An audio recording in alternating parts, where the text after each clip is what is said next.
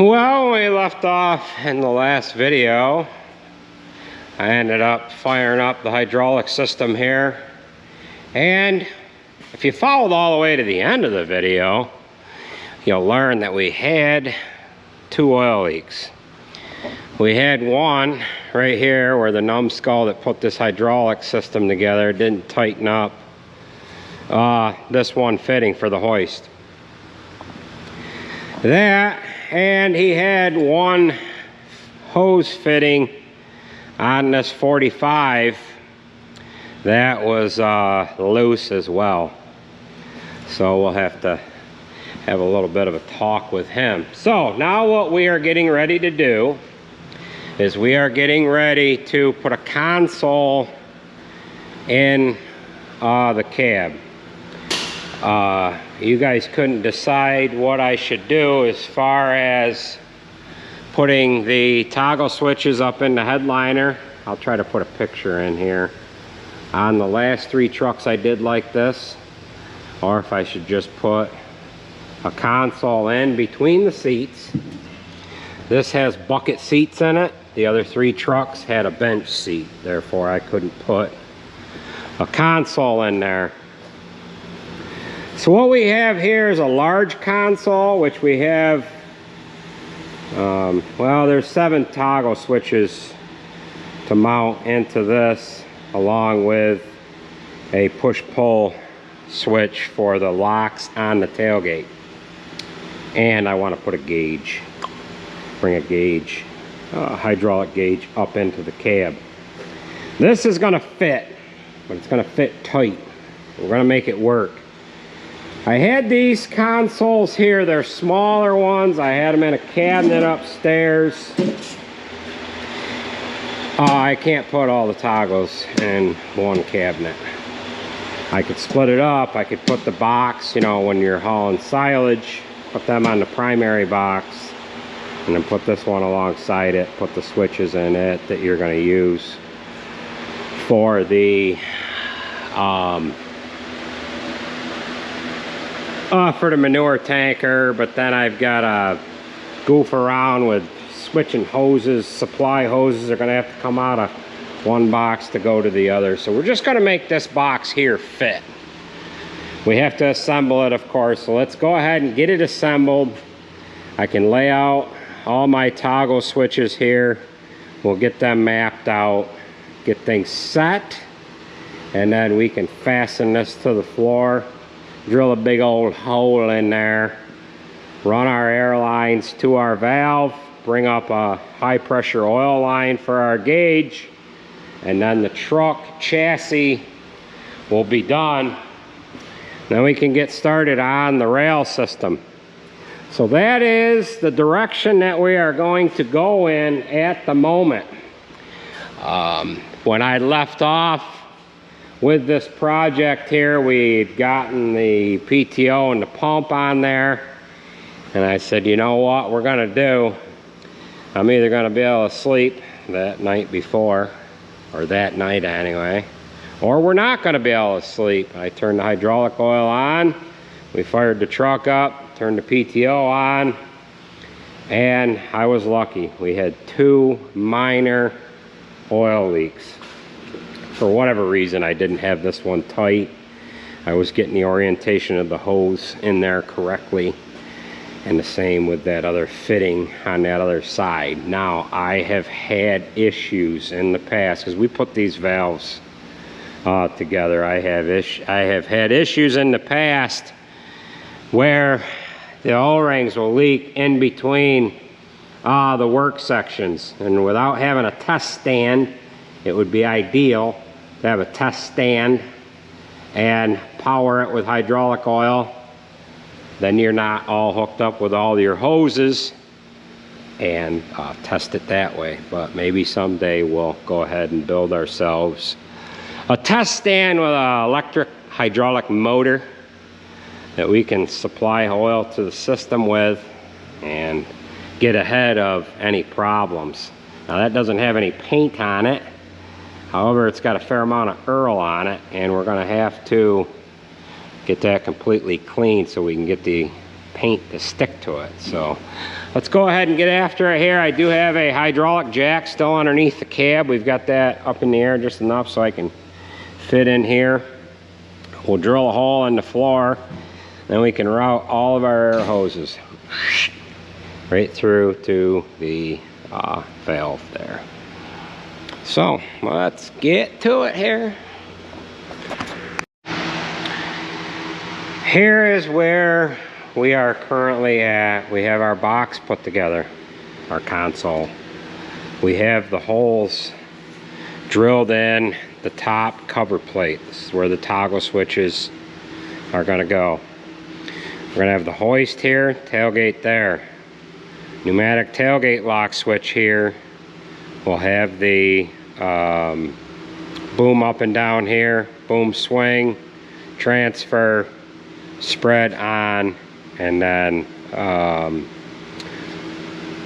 the pump for pumping the manure off will be here. Furthest over, furthest out of the way. We have all of our toggle switches laid out. I have 3 detented toggle switches. In other words, these will either spring return to neutral, or you can get the detented version, which I don't know which one is detent. There, that one is detent. So this will be for the tailgate. We'll have one for the tailgate, one for the hoist, and one for the motor spread. We'll want to leave them locked on. The hoist, when you put the hoist down or the tailgate down, you can lock that into place. The hoist and the tailgate will come into the down position, return them to neutral. The spread motor, that's going to be obvious. You're going to want that to stay on constant, either forward or reverse. We can run these spread motors in reverse, get a stone lodged or what have you. The only other one that I could use for constant or a detented one is the one for the winch. However, I don't want somebody locking that winch on and getting in trouble somewhere. So once in a while, it's fine to have that detent, but we just don't feel that we want to really get into the practice of doing that all the time. So we'll go ahead and bolt our toggle switches into place. Then we've got to determine what size hole we need to put in the floor of the cab. I like to use I like to drill like a 2 3/4 inch hole. Then I can use a grommet for a truck light. But I think we're going to be a little bigger than that unless I drill 2 holes. The grommets are nice. It gives a nice protective coating to this metal ring here that's left in the floor. So we have a manifold bar here somewhere, right here. This is our manifold bar. We will bring air in on one end of it. We've got this side capped off and this other end. And then we've got 8 various functions here, or 8 different supply lines that will go to each and every one of these toggle switches. Now I got a comment here recently, you don't show enough with doing these builds that we can't really tell, you know, how you got from the point of this box not being together to this drilled out. I can't really do a how-to video. It's not that we're not capable, I just don't have the time to do step by step. I'm going to run over to the toolbox now. I'm going to get a 7/16 wrench. I'm going to go ahead and pull out a straight 1/4 inch by 1/8 inch push lock air fitting.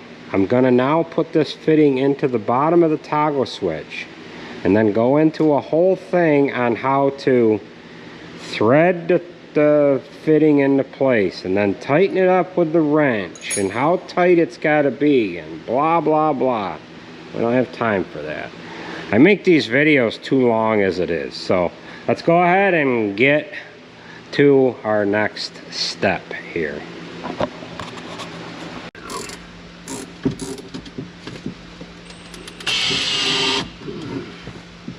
Let's try that.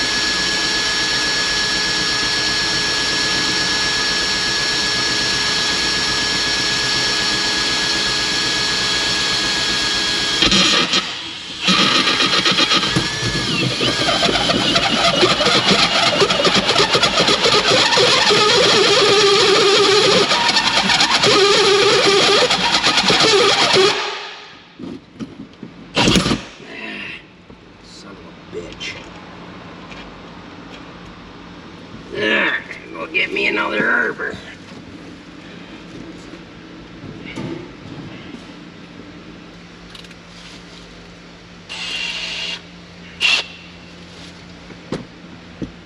Try it again.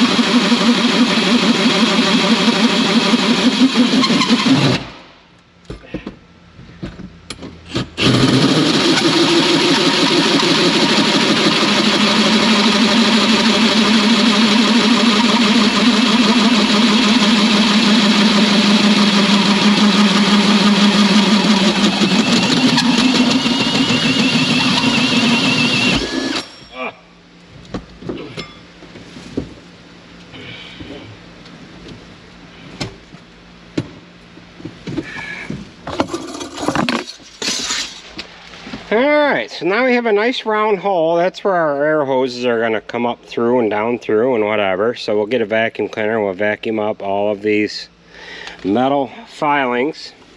The nice thing about drilling down through that inspection cover is we're actually not drilling down through the cab. If the need be, when it comes time to maybe repurpose this truck, someone can just buy a new cover there and go upon their way. So we got to find our piece. That made it down on top of there somewhere. Maybe it hit the floor.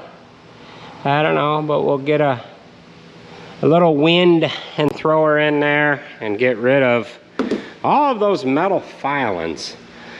So this is a bimetal DeWalt blade. Really shouldn't belong on a Milwaukee drill, because a Milwaukee drill, we all know, is better than anything DeWalt. So now what we can do is get all our air lines pulled up through the floor. We need, how many air lines do we need, folks? We're going to need 17 of them. So we have a pair for each one, and then we need one supply to come up through. So what I need to do is I need to get a pressure protection valve. We're going to come out of this air tank right here, and actually, well, it doesn't matter which one. No, probably come out of that one, being that we're on that side of the frame. Put our pressure protection valve in there, run our supply up through, and then we'll pull all of our air lines up through. So we'll try to do, I don't know if I've got 8 colors or not, but we'll try to do a different color for each one. So let's get at her here. We now have all of our air lines run up into the cab. We have 14 air lines right here coming over to these selector valves here. We have a supply line which we have not hooked up to the air tank yet. Got a pressure protection valve setting in place, and I've got a pair of air lines going to the back here. That'll hook up at the bumper plate for the pneumatic air locks that are going to be on the silage box. So we're going to run on over here, jump on up in the passenger side of the truck, and we'll show you what things kind of look alike. So we have our manifold here. The air is going to come in at that black 90, and then we've got these brown lines that'll come out, and that'll supply the air to each individual toggle switch here. We have our cabinet in place. We've got that secured to the floor. Got our hole that comes up through the floor, and what we're going to do is I'm going to hook up this manifold. I'm going to hook that up, then I'll hook it up to the plate that goes on the top, and then we'll just hook all these lines up. I don't remember how many colors I got here, but I had to do duplicate colors of a few of them here. I got red, orange, green, yellow, and blue. So we'll get that hooked up. We'll show you what things look like before we set it down into place, but that is the mess that we are currently working with right at the moment. It's a little hectic right here, but if I take the pairs of colors and run them with the toggles, in other words, I'm going to have several toggles that are going to be all red, several that are, you know, whatever my duplicate color is, and then what I'll do is I'll charge this system with air, and I can go ahead and hook them accordingly. So it really doesn't matter to use different colors, especially when you don't have enough colors to do each individual toggle switch. Yeah, so let's go ahead and hook some of this up, and we'll show you what it looks like. So we got red and blue are going to go to the tailgate locks. So I've got an excess amount of hose up on here in the cab.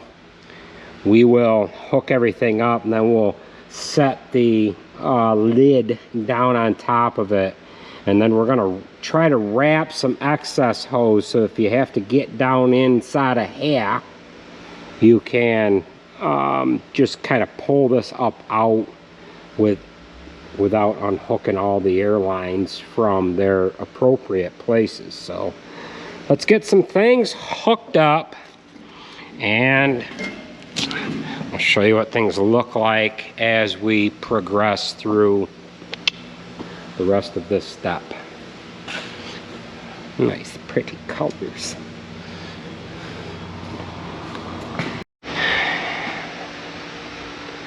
Well, we've got everything hooked up here, so we can got a little bit of a mess of spaghetti here.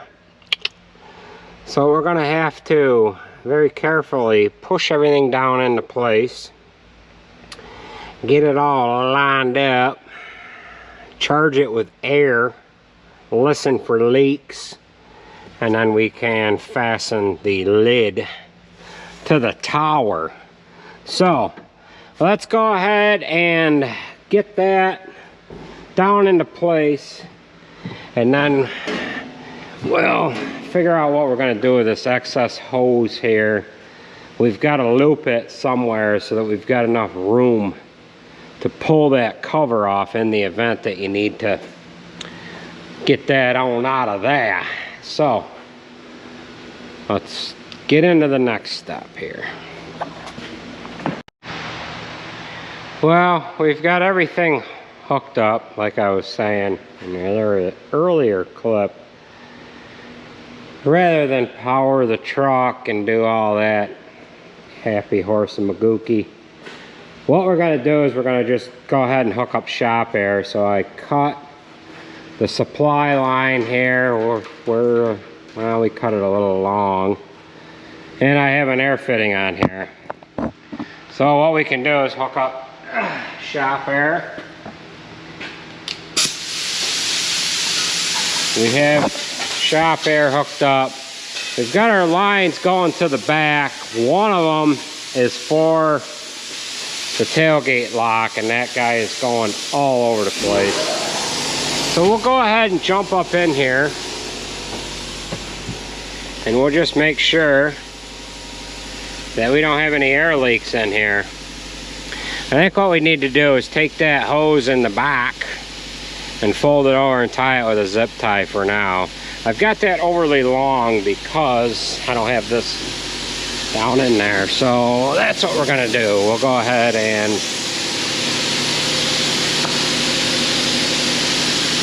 this thing's leaking too, I think. Yeah, this is leaking too. Alright, no big deal there, but let's get a zip tie for that there. We'll fold that air line over. Kinda shut our air down on the back. Alright, what I thought I was leaking there is one of these guys here. So that means hopefully, I think what we're gonna find is there's a toggle switch that is bumped on here.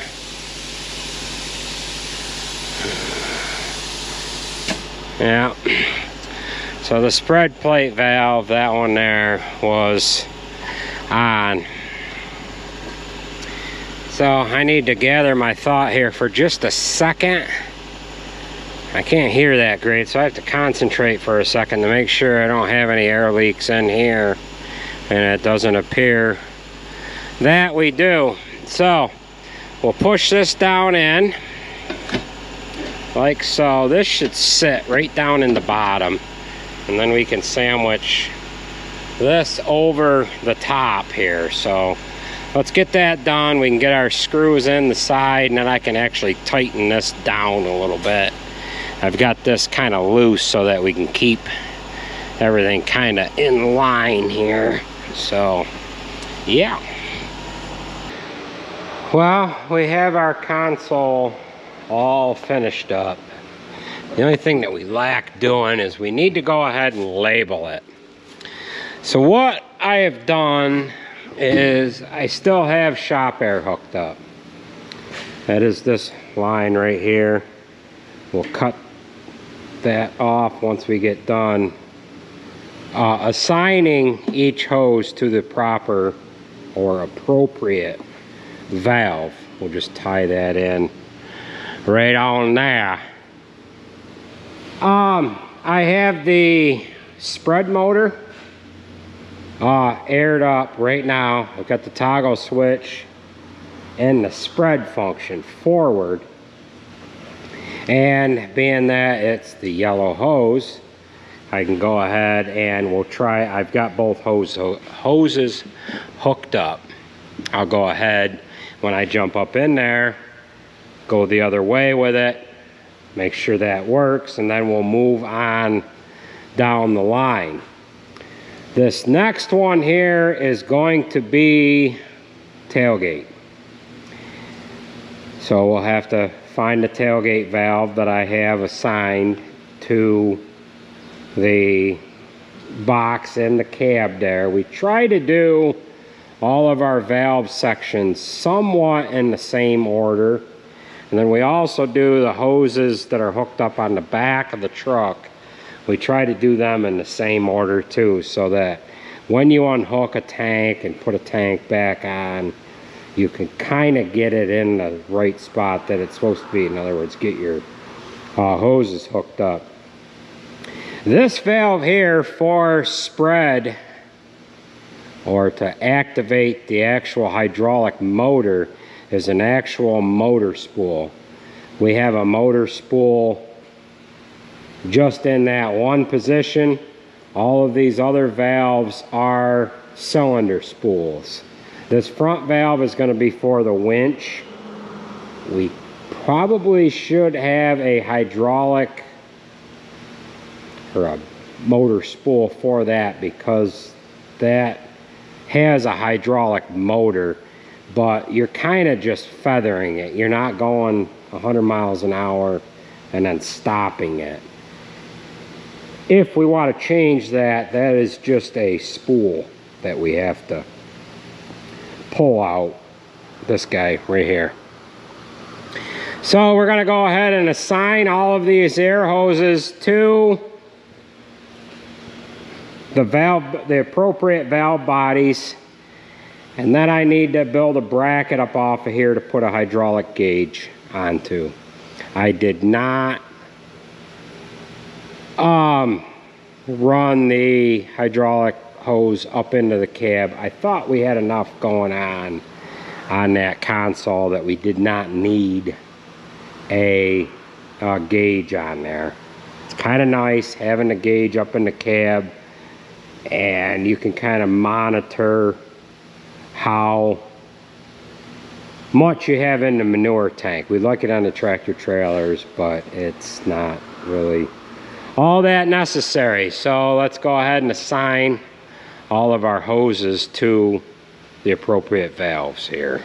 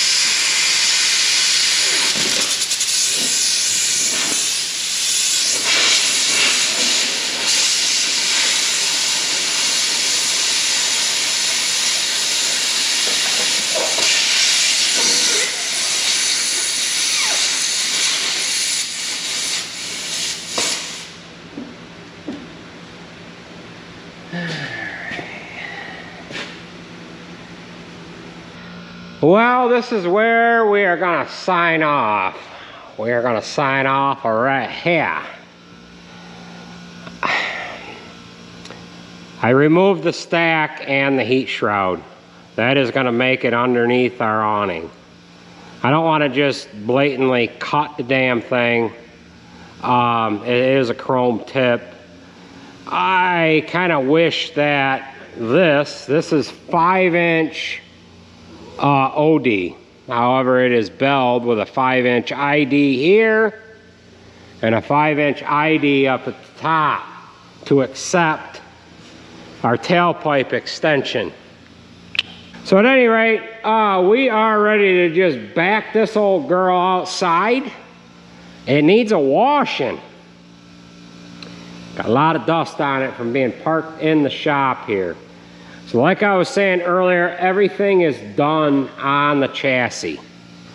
We are going to roll into building the slide rail system here next. And with that being said, that is going to do it for this video. I would put the slide rail part of the job in this video.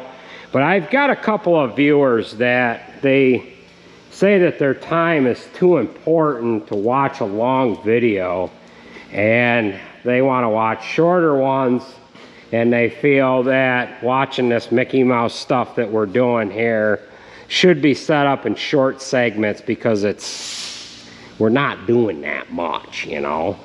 So that is, like I said, gonna do it. It's a lot of tedious work getting this far. I'm looking forward to doing the rail system that's gonna slam together nice and easy. We need to measure the chassis here to get an idea of where our cross members have to go in the slide rail system. For example, I'm going to have one right about here, and then another one up there, and then the winch will go on up front, and then we'll take and measure back on the here where we can get over the top of these hoses, and so on and so forth. Winch not going to go up there. The